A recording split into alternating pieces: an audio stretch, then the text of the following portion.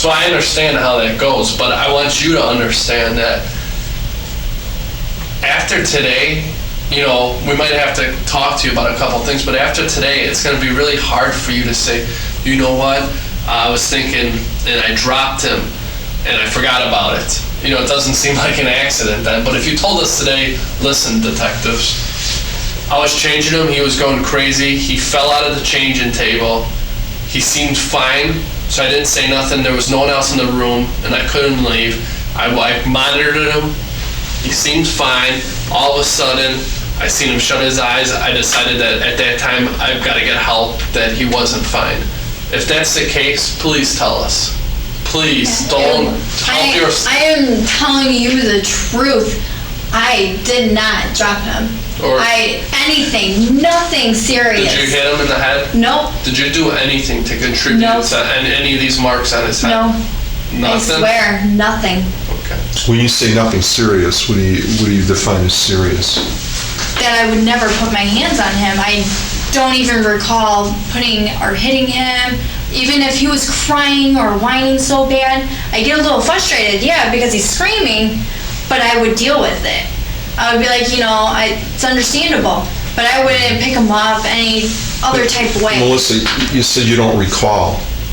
I mean, it's a lot different than... Yeah, I know. I don't pick up objects. I don't want to throw them. But you just said you don't recall. Yeah, that's what I'm trying to explain. It's hard for me to explain. That means that there's a possibility that... I did not, but I'm telling you right now, though, I did not pick up anything. I did not pick up anything. I would never, ever... What do you mean, pick up anything? I wouldn't pick up anything to hit a child. It's not my child. I never said you did pick up anything to hit a child. I didn't, though. If that comes to the case, if people are saying that, I didn't. Why would somebody say that? You know what? I don't know. I don't pick up things. I make sure the kids are safe. I make sure they're taken care of, changed, healthy, as long as they're, they're well taken care of. Melissa, did somebody pick something up and hit him in the head with it? No. I did not see anything. The kids, they have bat. They had like a plastic bat, little kid. He hits like things, that's it. Could someone have hit him in the head with the plastic bat? The children had it. But would a worker No. hit a kid?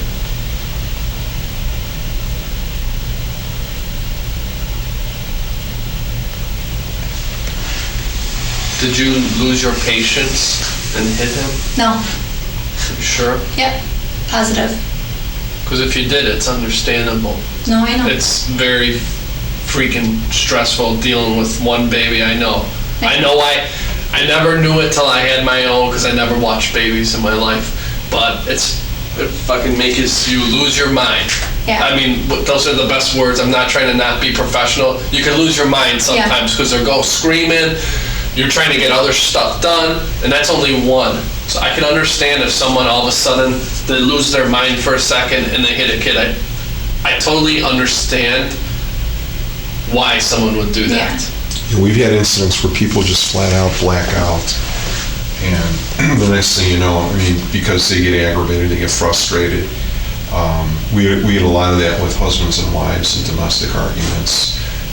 Parents with their children, and they'll just flat out sit there and say, I just blacked out, and then, when I finally realized what happened, I composed myself and then just went out from there. No, never blacked out. Did you ever hit a kid there? No. No? Nope. What are the other workers? Are they ever going to say you hit someone? No, they would never say that. Why? They've worked with me. I'd never put a hand on a child. Did you ever scream at a child? I would be like, no, not nice, that's it. Did you ever scream? Scream, yeah. Scream, yeah. But not like scream, like violently scream. I'd be like, no, not nice, Right. That's it. Do you scream because you're losing patience? Sometimes, yes. But if it gets out of control, when it gets out of control, yeah. I will say, no, not nice. And, I get a little, that little madness. But it's to a point where, I'm telling myself, calm down, They're kids, they're babies, they'll cry all the time, you know, it happens. And in this situation too, a good thing that was pointed out is how we think like maybe the person who did this didn't intended for the kid to get hurt, or they didn't may strike him in the head or hit him in the head with anything. It could have been as easy as something saying no and like pointing at him and actually like hitting his chest and him falling back and hitting his head on the wall. yeah. That's something that we think could happen, and we know how kids move around and how easily someone doesn't realize how strong they are, and when they say no to a kid or something like that, they could fall back and hit a wall. Because something like that seems real plausible in this incident. Okay. I mean, did something like that happen? Did you do that? Did you push him into a wall? Mm-mm. No? Nope. What do you think should happen to somebody who intentionally tries to hurt a child? They should get talking to and figure out why. You know, why are you doing this? What made you want to do this? What did he ever do to you? Right, get some counseling. Yeah. Yeah, because those are issues that are counselable issues, you know, they're correctable mistakes. Yeah. And that's the whole thing we're getting at, is that, you know, I'm going to go back and say that we don't believe that this was an intentional act, you know, that somebody got in their car, you know, Wednesday morning or whatever, or, you know, even Sunday and started thinking this through and saying, you know, I really had it with this kid, and when I go into work the next time and he's there, this is, you know, I'm just fed up and this is what I'm going to do. No way that happened. But what we do firmly believe is that people are human. They get to a point where they're either not thinking clearly, okay, and make a mistake. You know, there's a lot of instances out there now where people, just because they're tired, are crashing cars because they're working so many hours in it. Is that intentional? No. But they had the same level of intoxication as somebody who was drunk. That's literally a statistic. It's, if you're awake for like 17 hours straight, you're like a .50, which is right near the legal limit. You know, it's something that you can't control. All right. So if there's an error made, you can't control the error. It's made. Okay. And at the time, it may not seem like it's a tremendous issue. Okay. It may not seem like, you know, let's say in this case, something may have happened. It didn't seem like it was a major injury. Okay. Because you don't know with kids, realistically. And we were talking a little bit this morning about a case that I had handled where a child literally was in a carrier, and the parent left the child at the top of the stairs of the house. It was no big deal. One of the other kids just came flying down a hallway, inadvertently hit this carrier, and the child was strapped in it like an astronaut, tumbled down the stairs. Okay? The parent looked at the child, and there was no visible injuries. Yeah, the child was a little upset, crying, but calmed down, right? Several hours later, all of a sudden they noticed that the child's lethargic, which means they're kind of spacing out a little bit, falling asleep, right? And appeared to have all these signs of being sick, like even a fever. So they took the child into the hospital, and even the doctor looked at the child and prescribed some antibiotics. Said they looked at whatever. A couple hours later, they come back again saying, you know, it seems like it's a girl. She's getting worse, and we don't know, you know, why. It doesn't seem like anything's helping, and she keeps, you know, dozing off, and doesn't seem like she's paying attention, right? Another doctor, who now is a more experienced pediatrician, because the original ER doctor was just a regular general practitioner, now a specialist. This doctor looks at the child and says, holy crap, there's a concussion here because of the pupils. But to the naked eye and to the, you know, when it first occurred, it didn't appear like it was anything. And they actually airlifted the child to Children's Memorial Hospital up in Milwaukee. That's how serious this injury had turned into a blood clot, whatever. Was that intentional? No. I mean, it was an accident. Did they notice it right away or think anything of it? No. But this is what it, and even the doctor originally looked at it. Did they notice it and think anything of it? No. They made an assumption that it was the flu and it was whatever. And I don't even know, I'll be honest with you, if the parents had told them about the tumble of the stairs. I'm going to presume they did. And they probably did some kind of cursory exam and said, well, there's nothing here. So the point being is, yeah, if you look at that now, a child laying at the hospital, and that's what I have to do is drive up to Milwaukee, and here's this infant with all the, it really is a nasty sight because they've got all the IVs running in them, and you know how, babies are so tiny, they've got tubes and whatever. It looked horrible. It looked absolutely gruesome. It looked like this child was actually the victim of a major, major abuse. And you were talking that they had drained the child's head, really did a pressure twice because of the blood clot, because, the brain was expanding and swollen, that caused the fever. So initially, you're going, oh my God, these people took this child and, slammed it into a wall or, whatever. I mean, you're thinking all these things. Well, they were reluctant to talk to the police because they're nervous, right? Yeah. Nobody wants to be accused of doing anything in town. And let's face facts.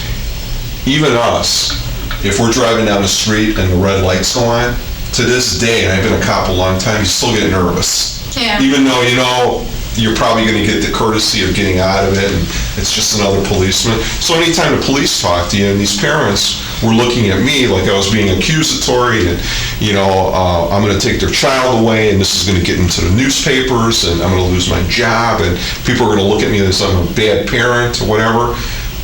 And it took hours, and actually in this case, it took a couple of days to convince them that wasn't the case. And the more that they denied having any knowledge, or we don't know what happened, the worse it looked.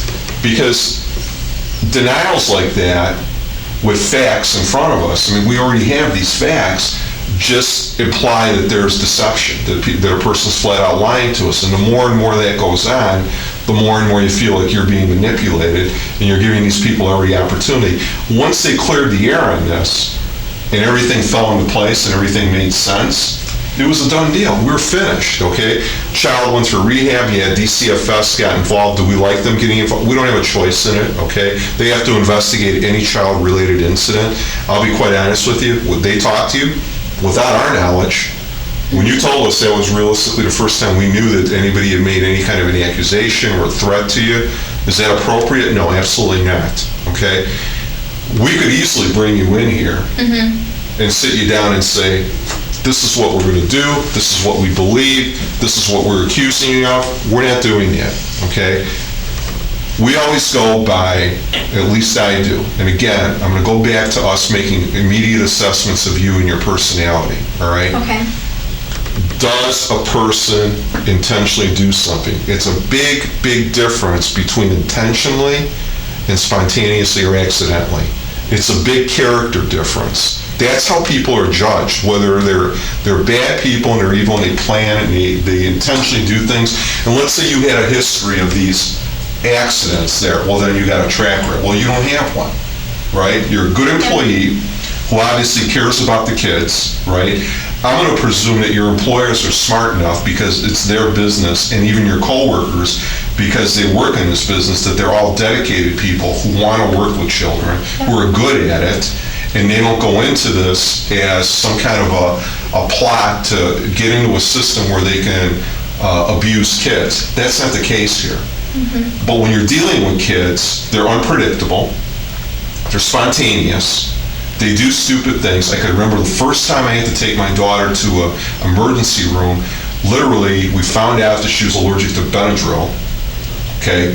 And Benadryl has two reactions. Either it makes you sleep or it makes you hyper. It made her hyper. She was running in circles in our house, and she hit her head on the edge of a door and cut her forehead. And if you've ever seen a forehead cut, bleeding is incredible. It looks like, oh my God.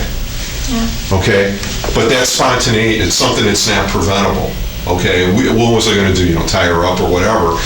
Face value, I bring her into the ER. I'm a police officer. I got this child with this head injury. I'm getting questioned, because that's what their responsibility to have to report any child. They have to determine at that point whether it was an intentional, whatever. I brought my son in a couple times with a broken wrist, okay? He's broken his wrist 3 times. He's an athlete, baseball, football, okay? But if I'm a DCFS person, I'm looking at this as being very, what am I doing? Am I grabbing my son by his arm and twisting and snap, you know what I mean? Yeah. Okay? They're giving me the benefit of the doubt because the report I give them is accurate and factual and it's consistent with what we're seeing. Okay. Okay? What you're telling us, based on timelines, based on whatever, is inconsistent. Okay? And that's why we're sitting here going, look, we understand that you're looking out for yourself. We understand also that maybe given 24 hours and rolling this back in time, that if we were there and we talked to you almost immediately, that people, when they're in an incident like this, traumatic like that, they really, really want to tell you immediately what happened. Police officers involved in shootings, because we investigate those, officer wants to tell you right away what happened. He wants to get that off of his chest and say, you know what, the guy pointed a gun at me. I want everyone to know that what I did and why I killed him was justifiable. You know, but we don't interview them right away, so they have to sit and they have to wait, and that causes some issues. That causes them to manipulate story. And it's like it's a human reaction for you or anybody else to contrive a story or think things to put yourself in a better light. Mm-hmm. And it's very, you know, and I'm not insulting you, please, don't take this as an insult. It's almost amateurish, and it creates the opposite effect. It makes you look like you're concealing something. Like I'm hiding something? Correct. That's it. It makes you look like you're hiding. So, if you take an incident that was non-intentional and it escalated into something, you know, worse, you're not a doctor, you don't have a crystal ball in your hand to predict what could happen. Okay. Right? And now all of a sudden, you know, we have no, but we're saying yes, there's a medical factor. Something did happen, okay? You know, and you're very smart. Let me tell you, I'm going to compliment you because you brought up a couple of points in our conversation, of points I've given you about skulls and kids, you know, things like that. And that's great. But don't base your story on things I'm telling you. I'm trying to be honest and factual with you. Okay. Okay? I'm laying things out here. I'm not bringing props in here and laying things down and saying, you know, we've got fingerprints and we've got that, you know. I'm being completely honest with you. We find out, because we do this all the time, that lying to a person on our end doesn't achieve anything. Because if we get caught in a lie, our credibility is crap. You're not going to believe a thing I say as soon as you catch me in a lie, right? You got to look at it from our perspective. That's the way we feel about you. It's all about credibility and all about honesty. Okay. You know, it's like God forgives, we don't. Because once you've told a lie or continue to escalate that, it's worse and worse and worse and worse. And then at some point, when this all comes to fruition, and it will, it's either going to be through you, if it's through somebody else, and it will, by day's end, it will be, it would preferably be you who tells us exactly what happened and put yourself in a positive light. Don't let somebody else railroad you down the river, or don't let these exigent facts paint you into a corner. We believe that something happened. We just want to, you know, the problem with child victims is their children. They can't tell us. Because they can't speak. They can't. And now in this case, forever. Okay? But then we have to rely on everything else. We have to rely on science. That talks to us. Okay? But that only gives us a portion of the fact and the truth. Science can't tell us human emotion. Science can't tell us luck or probability or chances or bad luck or accidents. Science can't tell us all that to exact details. Only the person who is involved in that can tell us that. And that's why we're really sitting here frustrated a little bit, because I hope you understand, we're trying to give you every single opportunity there is. Every single opportunity there is to talk to us and clear the air on this thing and just put it to rest. So we can get on the phone, we can call our bosses in Lincolnshire and say, okay, Melissa's been straightforward with us. This is exactly what happened. Here's the timeline. We are convinced that this is what happened during this timeline, and we're done here. That's all we're asking. You know, if there was an injury that occurred, and by the time your sister, who, I'm telling you, in good faith, ran in there and tried to give CPR, bad people don't do that. They don't care. They walk away, they run away from that. They don't want anything to do with that, right? Bad people don't have a conscience. You know what I mean? The word sociopath or psychopath, it's one and the same. Those are people who have no emotions. They operate physically and mentally every day like normal people. You couldn't tell them, but inside they're dead. They have no feelings at all. You could not get away with that working in that environment. That's not you. You've got emotions. I saw your emotions here. You got upset. You have a conscience, right? You can express love. You can express hate. I'm sure you've got a love relationship with your boyfriend, your family. You probably love your sister. I think she got really worried and concerned about you leaving today. She loves you, okay? You have a lot of people supporting you, and you have a whole life ahead of you. How old are you, 21? 22. 22. Do you need to carry a burden like this for the next 60 years or whatever? Nobody does. And you know what? It's this type of thing that eats you up, and it's this type of thing that no matter what haunts your reputation, because there's always a question mark. There's always that question mark hanging over you. You know, we experience it in our line of work. If somebody accuses us of taking a bribe, even though I know I didn't do it, it's the fact that it's out there. You know, and you want to shout it at the world and say, look, here are the facts. This isn't what happened. I want to be clear that I want to talk to you. I want to talk to the investigators. I'm sure Sean, and again, I don't know if he's been involved in internal investigations where they accuse you as a police officer of doing anything from stealing to inappropriate behavior with, a person, use of force, whatever. It's not a good feeling. It's completely contrary to what we are as people.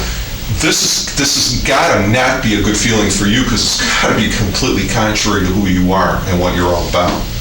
By even working in this place, it says a lot for your personal character that you're a caregiver. You're a caregiver. You're not a violent person. You're a caregiver.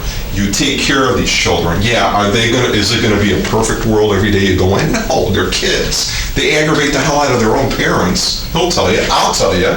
I've got teenagers. It doesn't get any easier. You could be a caregiver for teenagers, and believe me, you think you get aggravated now with them. Well, you're not too far removed from that to remember how you probably were with your parents. You thought you knew it all, right? Yeah. Okay. I'm going to tell you, being the senior citizen in this room, you don't know it all, and you don't want to carry a heavy burden on you. Yeah. You don't. You don't want the perception of people thinking that you're manipulative and you're a liar and you have no credibility. And I know you're not. I just think you're worried. I just think you're really deep down inside worried and you're scared. You are. You cannot be scared. You can't be. You're scared. I would be too. You were probably, if you weren't laying awake or rolling around or just thinking about this whole thing for the last couple of days, you're not human. If you went home and you went right to sleep and got up and felt like nothing has happened, you're not human. But I know that's not you. It's got to be bothering you. So when I ask you if you talk to other people, it's not because I'm trying to catch you in a lie or whatever. It's because I know you have to express it somehow. Some people have different ways of doing it. Some people internalize. If I get mad at somebody, I don't talk to them. They just know. They can feel it off of me. Other people, they externalize. They go off on you. They really tell you how it is. It all depends on how you handle it. But an incident like this, you're desensitizing yourself a little bit now, because you're almost thinking in your mind, God, this really didn't happen. This is not happening. You know what? It's like waking up, and I don't know if you drink or whatever, but it's like waking up from a 4-day drunk at some point. It just hits you like a ton. Oh my God. And then for you to come back to us in 3-4 days, whatever, it's just not going to work, because at that point now, we're not going to believe anything that you say. That's why we're asking, that's why we went there this morning. That's why we got you this morning. We took